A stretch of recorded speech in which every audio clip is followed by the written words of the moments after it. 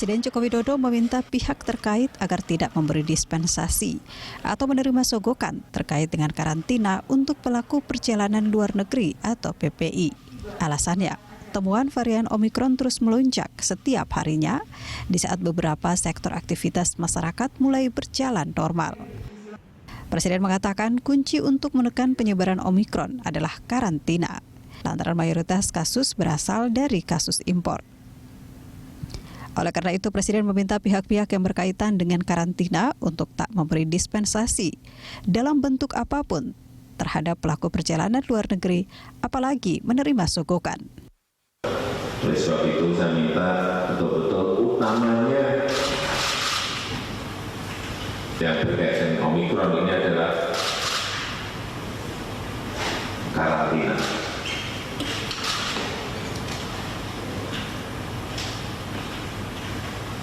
Bagi yang datang dari luar negeri,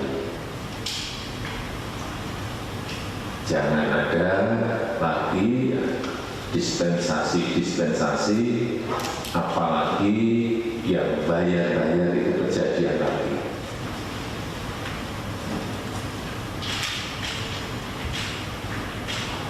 Sementara itu, pada Selasa 4 Januari 2022, Kementerian Kesehatan Republik Indonesia mencatat tambahan 92 kasus konfirmasi baru varian Omikron.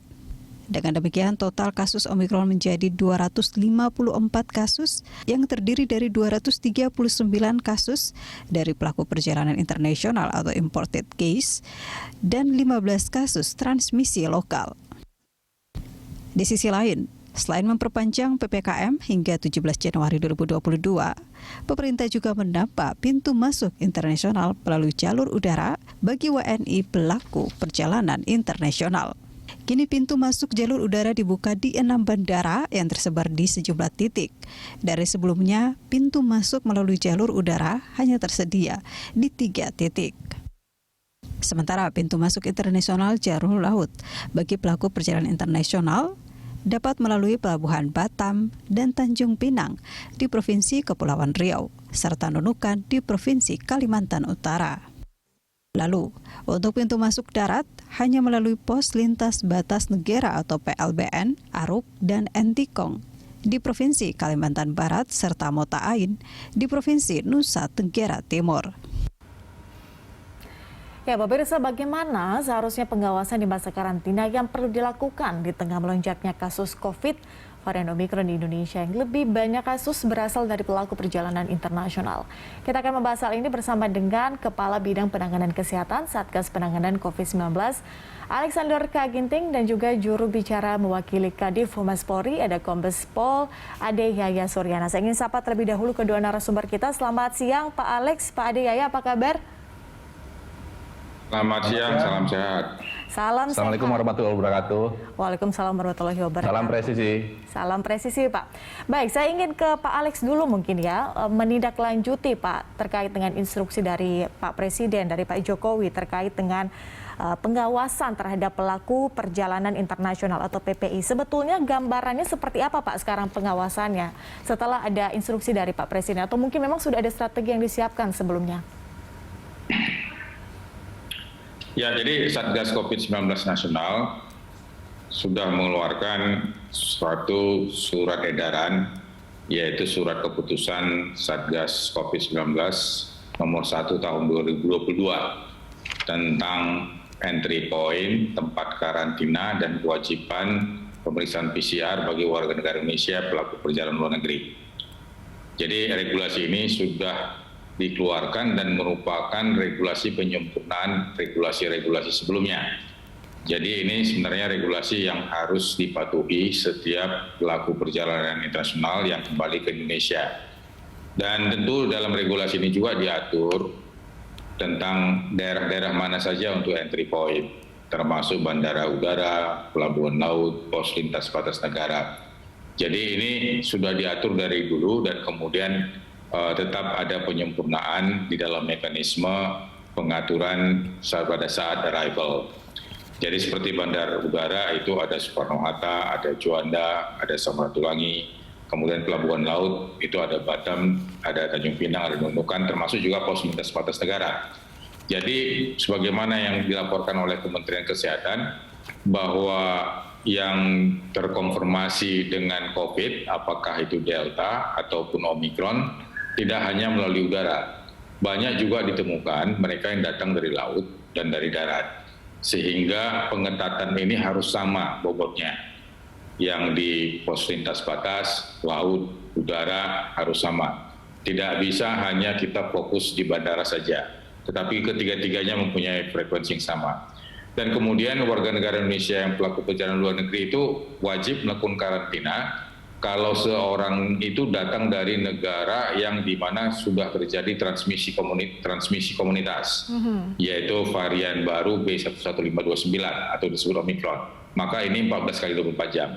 Atau dia berasal dari negara yang secara geografis berdekatan dengan negara transmisi tersebut. Dan kemudian atau jumlah kasusnya lebih dari 10.000 kasus ditemukan. Dan ini tentu semuanya adalah 14 kali 24 jam. Tentu ini harus disosialisasikan supaya tidak terjadi pertanyaan-pertanyaan yang kritis dari para penumpang. Di luar itu tentu diberikan waktu karantina 10 kali 24 jam. Dan proses ini seharusnya sudah harus menjadi proses yang compulsory, harus kewajiban. Jadi ini memang begitu dia mendarat, mereka harus menempuh berbagai proses karantina. Walaupun dia harus menghadapi imigrasi, menghadapi kesehatan, pabean, dan sebagainya, kemudian dari sana dia dimobilisasi. Dan dari mobilisasi itu mereka akan ditentukan, kalau mereka reaktif, positif, tentu ke isolasi. Tapi kalau dia tidak reaktif, maka dia pergi ke karantina. Hanya karantina ini ada 2. Jadi bagi mereka pelajar, bagi mahasiswa, pegawai negeri yang tugas dinas luar negeri, ataupun orang-orang tertentu yang sudah ditetapkan oleh pemerintah, maka dia ditampung oleh karantina yang disiapkan oleh pemerintah. Selebihnya, bagi mereka yang jalan-jalan, bagi mereka yang urusan pribadi, tentu karantinanya ini di tempat yang sudah disiapkan di berbagai hotel sebagai hotel karantina. Nah, ini yang sudah diatur dan memang ini tidak boleh tawar-menawar. Dan ini harus dikerjakan oleh semua orang dan di semua sistem yang ada. Dan kemudian proses karantina itu juga harus kita lihat dari mulai kedatangan sampai nanti dia tiba di hotel. Oleh karena itu memang kita anjurkan kepada warga, kepada orang-orang tertentu, tidak perlu menyambut mereka di hotel, karena hotel itu karantina. Jadi karena ada beberapa keluarga tidak bisa menyambut di bandara, mereka menyambut di hotel karantina. Jadi selama di karantina tidak boleh ada ketemu fisik. Pak Alex, jadi begini, kalau bisa mengelaborasi maksud dari Pak Presiden, sebetulnya dispensasi karantina ini seperti apa Pak pemahamannya? Jadi dispensasi itu sering terjadi mereka yang jalan-jalan keluar, begitu kembali ke Indonesia, mereka terkaget-kaget kok ada karantina. Dan kemudian mereka punya jadwal, misalnya tiba-tiba ada jadwal kondangan, atau anaknya sakit, atau misalnya ada acara kegiatan lainnya, sehingga mereka minta dispensasi keluar dari karantina, kemudian lusanya balik lagi. Itu nggak boleh. Karena rangkaian karantina itu kalau memang sudah ditetapkan 10 hari, dia harus fix dalam 10 hari. Day 1 dia periksa PCR, day 9 dia periksa PCR, kalau negatif baru besoknya dilepas. Demikian juga mereka yang datang dari 14 hari. Jadi dalam waktu 1 sampai 10 atau 1 sampai 14 itu tidak bisa dispensasi. Jadi tidak boleh misalnya dia mau menemui rekannya lagi ulang tahun. Atau dia mengundang keluarganya untuk menyambut dia di lobi hotel. Ini juga nggak diperkenankan, karena yang namanya karantina memisahkan mereka yang datang dari negara terjangkit dengan mereka yang ada di daerah yang tidak terjangkit. Demikian juga di ruang isolasi. Ruang isolasi adalah mereka semua yang positif, termasuk juga hotel isolasi. Itu adalah mereka yang sudah positif. Jadi mereka tidak boleh bertemu fisik. Dan kalau bertemu fisik nanti akan menjadi kontak erat. Baik, sebetulnya sudah jelas aturannya seperti itu. Tapi saya ingin ke Pak Ade Yaya dulu deh.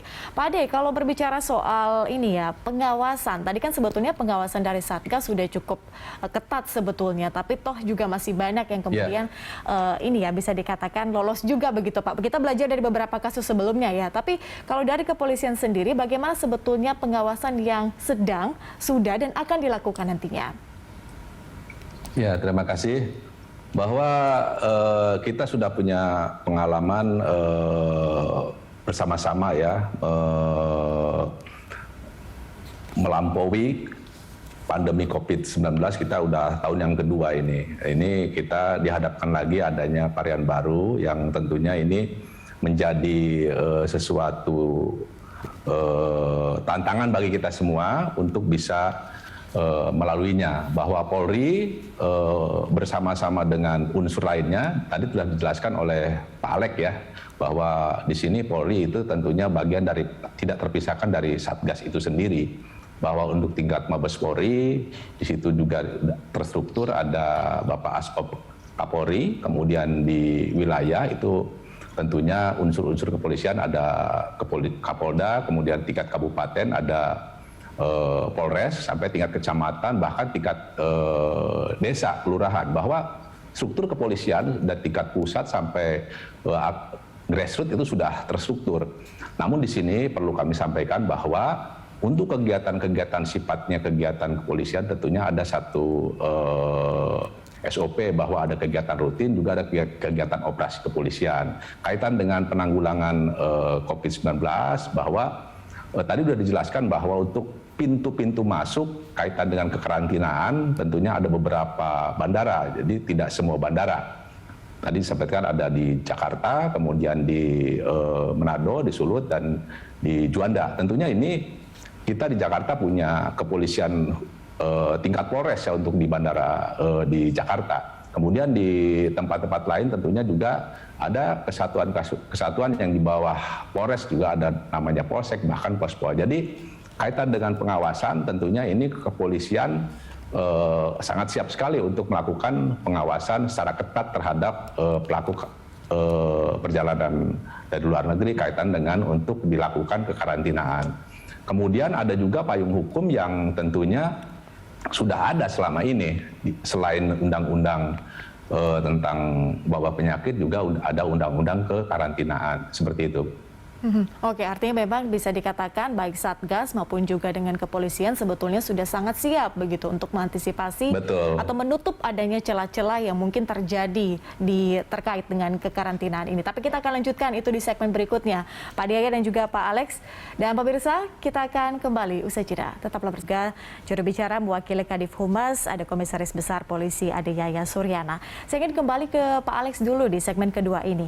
Pak, menurut Pak Presiden Jokowi bahwa ada dua paling tidak instruksi yang diberikan adalah terkait dengan untuk tidak memberikan dispensasi ataupun menerima sogokan, Pak. Nah, ini bagaimana caranya untuk memastikan bahwa celah-celah yang kemungkinan ada terkait dengan penyimpangan soal kekarantinaan ini, bagaimana sistem yang sedang dibangun atau yang sudah ada?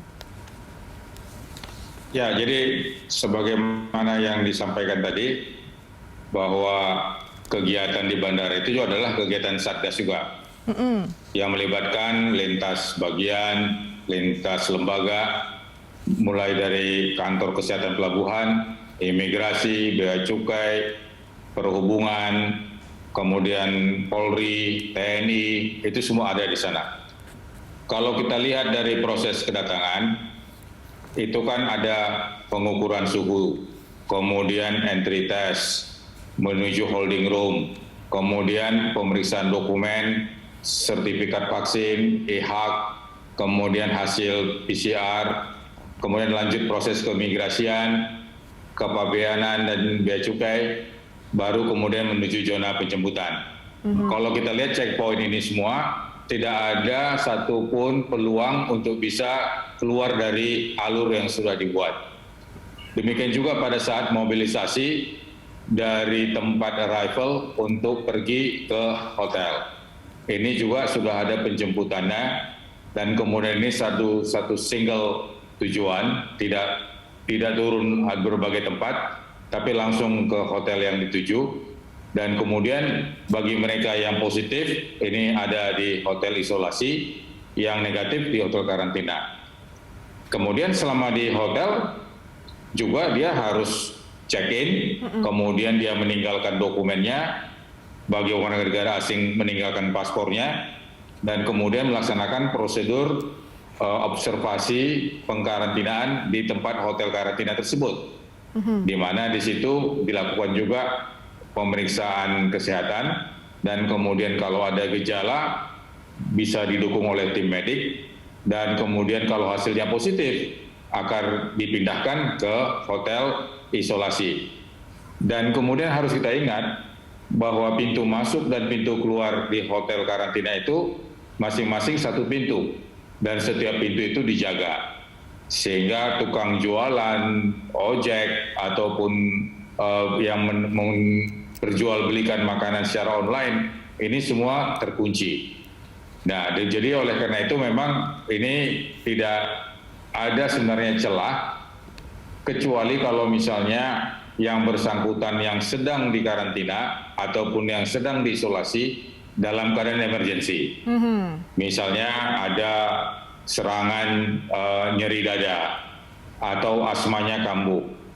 Tentu dalam hal ini akan dirujuk ke dokter, tim medik yang tersedia, dan paling tidak mereka akan pindah ke rumah sakit kalau terjadi perburukan.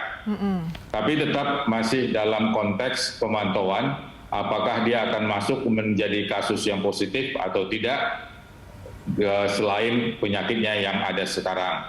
Jadi artinya ini memang sudah diatur sedemikian rupa, tidak akan ada celah ataupun peluang. Tapi tetap saja kita membutuhkan kerjasama dari semua orang yang dikarantina.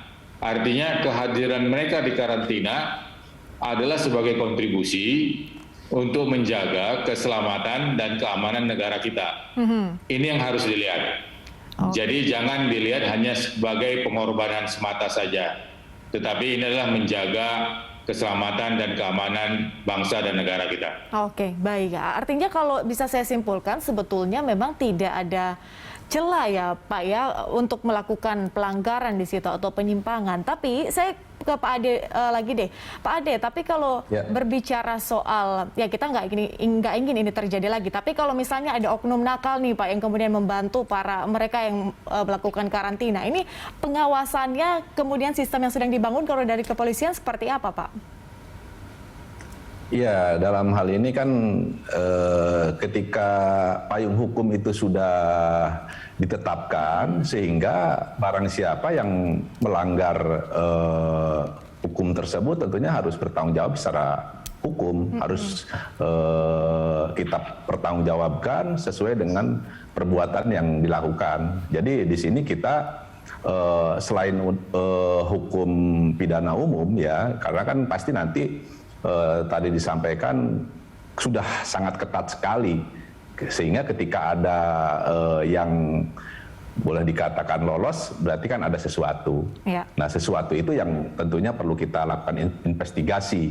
Apakah kita menggunakan payung hukum seperti yang sudah kita kenal, yaitu adanya undang-undang kekarantinaan atau undang-undang kaitan dengan penyakit berbahaya, atau mungkin pidana lainnya, pidana umum lainnya seperti itu. Jadi prinsipnya kepolisian siap melakukan baik itu pengayoman, pelayanan, perlindungan, bahkan penegakan hukum terkait dengan karantinaan ini. Demikian, Mbak.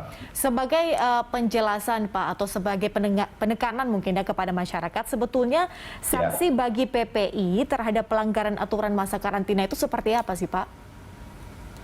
Ya, kalau kita mengacu pada payung hukum yang sudah ada, ancaman hukumannya itu 1 tahun dan bahkan ada denda 100 juta. Itu yang kita jadikan landasan hukum. Jadi kaitan dengan penerapannya tentunya nanti diproses pengadilan seperti itu. Jadi barang siapa saja yang melakukan kegiatan yang istilahnya itu menyebabkan tidak terselenggaranya proses karantina itu, ya tentunya pasal-pasal tersebut yaitu ada di Undang-Undang Nomor 4 tahun 1984, kemudian di Undang-Undang tersebut dijelaskan bahwa ancaman hukumannya 1 tahun dengan denda 1 juta. Kemudian yang itu kaitan dengan wabah penyakit itu, Pak. Oke, jadi bisa 1 tahun dan juga denda bisa sampai 100 juta dan gitu ya? atau itu, jadi bisa juga kurungan, bisa juga kena denda seperti itu. Oke, Ya. sebetulnya sudah jelas ya, tapi ini kembali lagi kepada masyarakat begitu untuk lebih disiplin apabila memang harus karantina, jangan lagi main-main begitu. Begitupun dengan oknum-oknum yang Ya, kita harapkan di sini adanya disiplin semua pihak, baik itu Betul petugas maupun ya pelaku perjalanan itu sendiri, Pak. Karena kan yang kita awasi itu dalam artian subjek hukumnya itu ya bisa siapa saja. Ya. Jadi kita semua harus menyadari betul bahwa payung hukum itu harus kita taati bersama, kita patuhi bersama, kita laksanakan, demikian. Setuju. Oke, baik Pak Alex dan juga Pak Ade, kita masih ada 1 segmen terakhir. Nanti kita akan rangkum semuanya di segmen yang terakhir. Pemirsa tetaplah bersama kami. Dialog, kita sudah ada di segmen terakhir Dialog Lunch Talk pada siang hari ini, dan di segmen terakhir ini saya ingin ke Pak Alex dulu, Pak. Tadi kita sudah berbicara soal banyak hal ya terkait dengan kekarantinaan, apakah itu kemudian sistem yang sedang dibangun atau mungkin pengawasan yang kemudian sangat-sangat ditingkatkan, apalagi di masa pandemi COVID-19 ini, varian Omikron. Dan kalau berbicara soal ini ya Pak, kendala begitu Pak Alex. Sebetulnya selama ini yang ditemui di lapangan terkait dengan kendala, apakah itu terkait dengan fasilitas mungkin Pak, atau mungkin lokasi karantina sampai dengan pos penjagaan, sebetulnya apa yang sering kali dihadapi oleh Satgas COVID-19? Ya, jadi yang pertama bahwa pengertian apa itu karantina sebagai benteng di dalam melindungi bangsa dan negara ini belum semuanya dipahami. Sering terjadi salah pengertian. Sebagai contoh misalnya, kenapa saya dikarantina, hasil PCR saya negatif, saya sudah vaksin 2 kali, dan kemudian saya tidak ada gejala. Jadi ini yang sering menjadi pertanyaan bagi mereka pelaku perjalanan. Yang kedua, memang bagi mereka yang jalan-jalan ke luar negeri, sudah seharusnya memang dari Biro Travel Perjalanan ataupun mereka yang menjual tiketing dan hotel harus juga mensosialisasikan ini. Jadi sosialisasi ini tidak hanya ada mereka temukan di bandara ataupun pada saat mereka berpergian, tetapi pada saat mereka sudah mengarrange perjalanan, mengarrange insuransi, ini juga sudah harus disosialisasikan. Jadi misalnya mereka melakukan wisata rohani, baik ke Turki ataupun negara Timur Tengah lainnya, ini harus disosialisasikan bahwa mereka di karantina 10 hari, tapi bagi negara tertentu di karantina 14 hari. Ini soal karantinanya. Kedua adalah soal tempat karantina. Karena ada yang mengatakan kenapa tempat karantina ini tidak adil. Pekerja migran, pelajar mahasiswa, pegawai pemerintah disiapkan akomodasinya. Sementara non-pekerja, non-pelajar, non-pegawai pemerintah harus bayar sendiri. Padahal sebenarnya pemerintah sudah bekerja sama dengan PHRI dan Kementerian Kesehatan mencari tempat dengan berbagai pilihan dan berbagai pilihan pelayanan untuk bisa memang ditempati oleh para pelaku perjalanan dari luar negeri yang memang jalan-jalan ataupun urusan pribadi. Tidak semuanya bintang 5, ada bintang 2, ada bintang 3, dan itu tentu ada berbagai pilihan dan harga berbagai variasi. Dan tentu juga lokasinya juga berbeda-beda. Tidak semua itu di Jakarta Pusat, ada di Jakarta Selatan, ada di Jakarta Timur, dan sebagainya. Jadi artinya ini juga sudah diberi kemudahan bahwa pelaku perjalanan luar negeri bisa mengambil pilihannya dengan melihat website, dengan mengikuti aplikasi tentang registrasi hotel. Jadi di sini juga tidak ada celah untuk ketemu calo. Karena yang menjadi entry kita untuk registrasi itu adalah semuanya lewat aplikasi. Dan dalam aplikasi itu sudah ada tarif, dan tarif itu tidak room only. Jadi tarif itu menyampaikan harga kamar, harga pelayanan, tax, service, dan kemudian makan 3 kali, laundry, pemeriksaan PCR di saat masuk, dan kemudian saat keluar. Jadi ini yang harus kita lihat. Memang kalau kita merujuk ke bintang 5, memang harganya tinggi. Tapi pemerintah kan tidak hanya menyiapkan bintang 5, bintang 2, bintang 3 kan ada. Jadi ini yang harus memang disosialisasikan dan dikomunikasikan. Berarti sosialisasinya harus lebih masif ya Pak Alex ya? Oke. Kalau Pak Ade kalau tadi kata Pak Alex ya, ada berbagai kendala yang dihadapi terkait dengan pengertian karantina. Sebenarnya ini yang paling basic yang harusnya sudah dimengerti dan dipahami oleh masyarakat. Kemudian yang kedua adalah soal tempat karantina. Kalau dari kepolisian, kendala apa yang dihadapi? Senadakah dengan Satgas Covid yang kemudian menghadapi hal-hal ini, atau mungkin ada hal-hal lain yang harus diperhatikan lagi, apalagi terkait dengan koordinasi mungkin dengan stakeholder terkait, Pak? Ya, saya kira kalau dari kami pihak Polri secara umum tidak mengalami kesulitan atau terkendala terkait dengan tugas yang kami lakukan. Namun ketika tadi disampaikan adanya sosialisasi yang belum menyeluruh, adanya kurangnya edukasi ini kan tentunya kepada masyarakat itu sendiri. Ketika masyarakat tidak paham, tentunya ini akan berimbas di lapangan, karena yang berhadapan dengan masyarakat itu kan para petugas-tugas lapangan, bukan kita yang di dalam ruangan seperti itu. Jadi ketika sosialisasi itu kurang, edukasi juga belum menyentuh ke seluruh lapisan masyarakat, sehingga akan terjadi terjadi friksilah di lapangan antara masyarakat yang pelaku perjalanan itu sendiri dengan petugas di lapangan, di mana di situ kan ada beberapa instansi di lapangan itu, tidak hanya dari mungkin kepolisian, banyak instansi di sana. Jadi sehingga di sini akan memerlukan waktu untuk memberikan pemahaman kepada masyarakat pelaku perjalanan itu sendiri. Jadi secara umum dari kami tidak ada kendala seperti itu. Ya, kita harapkan kita kan sudah punya pengalaman ya, 2 tahun melampaui pandemi Covid ini, dan 2 tahun ini kita banyak belajar dari sebelumnya, dan alhamdulillah trennya kan positif ya, penanggulangan itu baik kan. Semoga saja yang kita khawatirkan yang varian Omikron ya, maaf ya, agak sulit ini karena belum familiar. Oke, Pak. Omikron ya, varian baru ya, tidak mewabah lah. Kita harapkan ya tidak seperti yang kita khawatirkan, sehingga kekhawatiran itu bisa kita tepis dengan kesiapan kita semua. Kita harapkan demikian. Pak, tapi koordinasi dengan stakeholder terkait nggak ada masalah ya Pak ya? Saya kira tidak masalah, karena kan perangkat-perangkat ini kan sudah ada, bukan perangkat-perangkat baru. Saya kira tidak masalah.